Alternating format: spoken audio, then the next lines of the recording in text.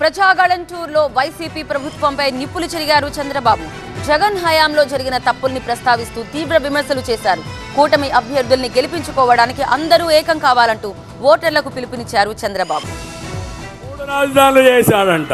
కర్నూలు రాజధాని అయిపోయిందా అని అడుగుతున్నా మిమ్మల్ని. అభివృద్ధి అయిపోయిందా అని అడుగుతున్నా మిమ్మల్ని.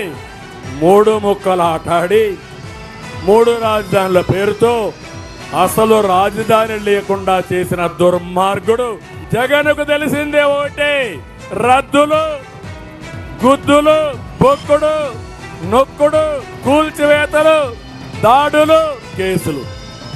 అంతేనా? ఒక్క ఛాన్స్ అన్నావు, తండ్రి లేని బిడ్డ అన్నావు, చిన్నాన్న చంపేశావు. అవునా కాదా?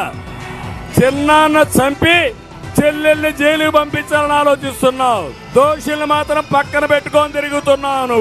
ఒక విధ్వంసకరుడు, ఒక అహంభావి రాష్ట్రాన్ని నాశనం చేస్తా ఉంటే భావితరాల భవిష్యత్తుని ప్రశ్నార్థకంగా చేసినప్పుడు అందరూ ఒకటి కావాలన్నా లేదా అని మిమ్మల్ని అడుగుతున్నా.